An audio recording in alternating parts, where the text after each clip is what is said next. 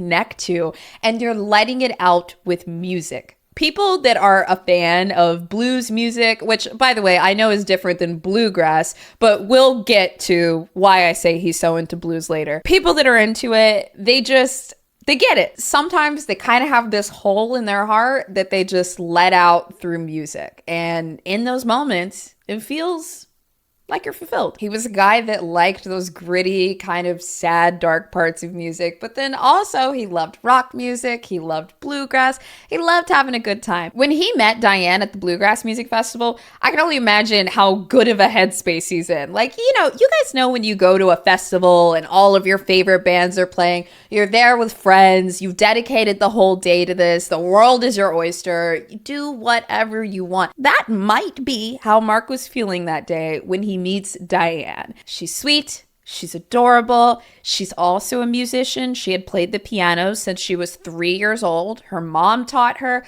She's here to see some of the bands that he likes. And on top of that, they went to the same college. It was St. John's College. Diane was actually studying to be a nurse. While they're dating, Diane ends up getting pregnant, and they decide not only do they want to keep the child, they're also going to get married. Oh, and they are both going to continue their education. I think that this is just kind of an ideal scenario in the 80s.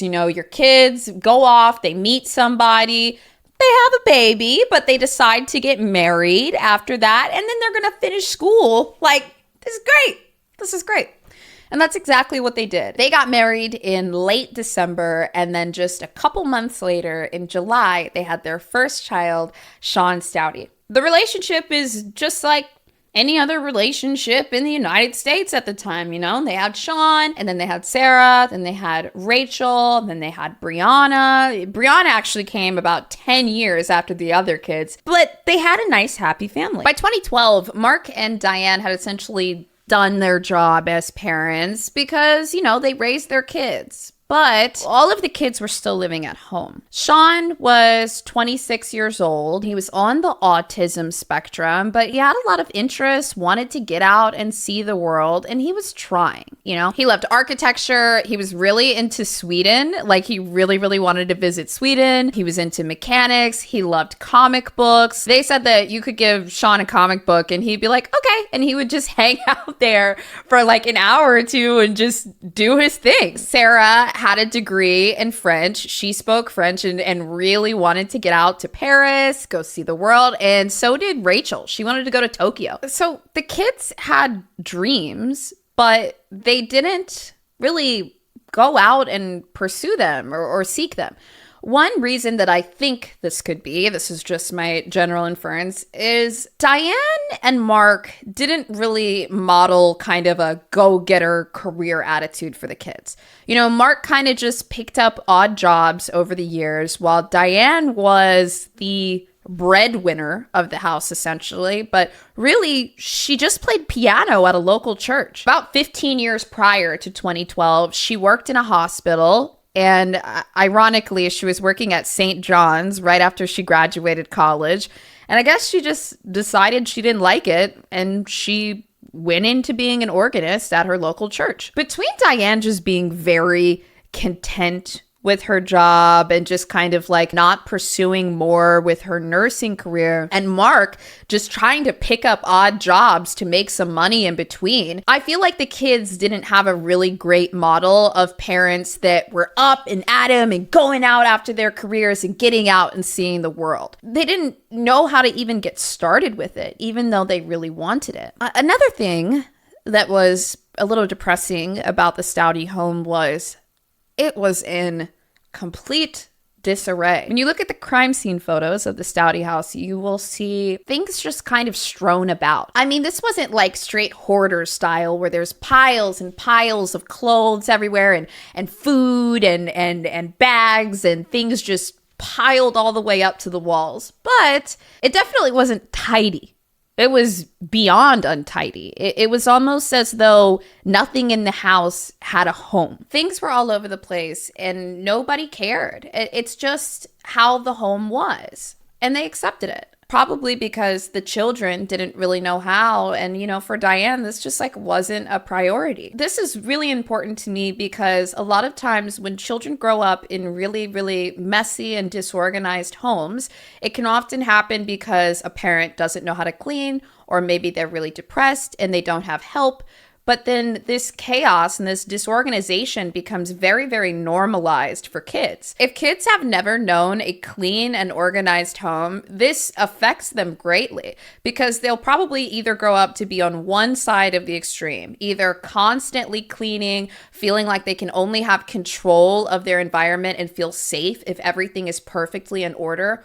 Or they might grow up to be somebody that embraces the chaos, never having a home for any of their objects, everything's thrown about, and believing that that's what they deserve, that they deserve to live in chaos, they deserve to live in filth.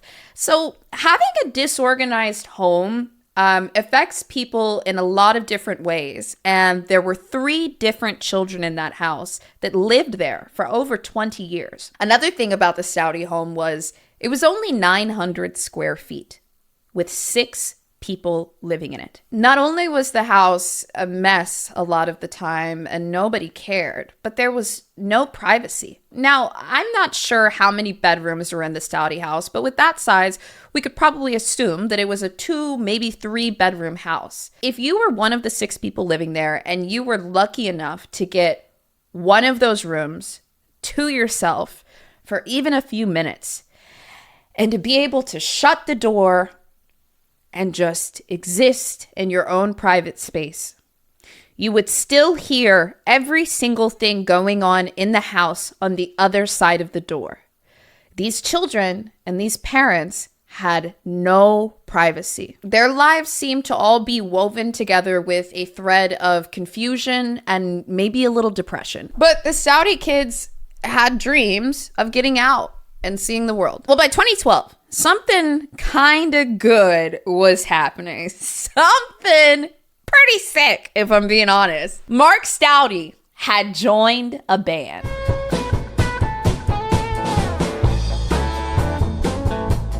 And it was called Messing with Destiny. I love this. I love it so much. I love that it's blues. I love that Mark was the lead singer and he's singing his heart out, playing guitar, sometimes playing the harmonica. And the name, Messing with Destiny, it's sick. I need so badly for you to imagine for a moment that you're an older guy, you've lived in Springfield, Missouri for most of your life, all of your life, really. You raise your kids, you get married, you do all the big, heavy life stuff, but you've always loved music and wanted to be in a band. And one day, when you're 60 years old, your friends say, Mark, let's get out there and let's start a band. I wouldn't be surprised if anyone had asked him this, decades ago, but he's probably like, oh, I got the kids. Or, oh, my wife wants me to work. Like, I need to do this. Like, da-da-da-da. Well, look, the kids were in their 20s. Mark was 60. He had nothing to lose. He said, yes, boys, let's go. He started playing in Messing with Destiny, and look, it wasn't a super famous band or anything. They might have gotten paid like $100 or $200 a night, and then all the guys in the band would have to split that up, But it's the principle. Getting paid to do what you love, no matter what the dollar amount is truly such a blessing, and it's just a great feeling. Can you imagine after these nights where they play the shows, like, you and your boys going out playing these venues in Springfield that you've been attending for years and years and years, you do your own show with your friends, and then afterwards it's like, all right, guys, let's use the $100, grab a pizza and a couple of beer. Oh my God, like, Mark was living his dream. But also, his band was definitely a way for him to express himself, because I was diving into this a little bit and I wanted to hear his music. He was the front man of the band. He was a songwriter and the main singer. One of their more popular songs that you can still find online is one that's called Female Judas. You're just a female Judas. You want to see me crucified. If you're not familiar familiar with the Bible or Christianity, Judas Iscariot was the primary person that betrayed Jesus. So to write a song called Female Judas must be about a woman that you feel is betraying you. And that's exactly what Mark depicts in the song.